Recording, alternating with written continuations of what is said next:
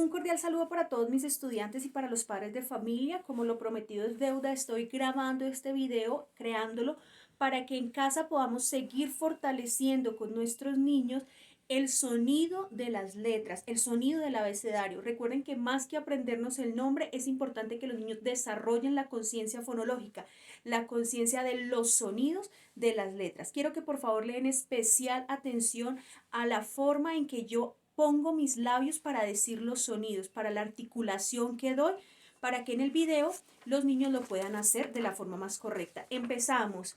A, A, A, A. B, B, B, B, Beto. C, Camila.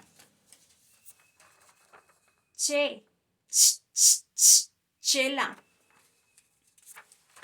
D, Daniel. Miren la ubicación de la lengua, por ejemplo, en algunos sonidos, que es muy importante. E. F. Foco. G. Gaby. H. Muda. I. Isla. J. José. K. Kiwi. L. León. L. Lluvia. M. Matías. N. Nadia. Ñ. Ñoño. O. Oruga.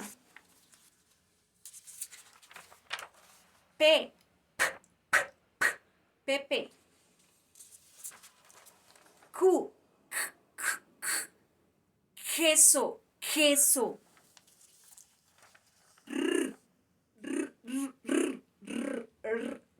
Acuérdense que puede ser fuerte o suave el sonido. Sonia.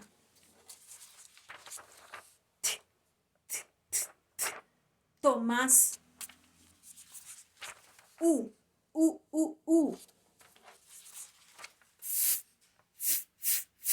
Vicente. Vaso. Diferente a la B. W. Wendy. Wi-Fi. Xilófono.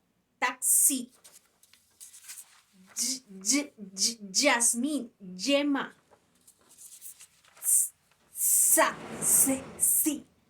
Zoológico. Entonces, quiero que por favor nos tomemos el tiempo para seguir fortaleciendo estos sonidos.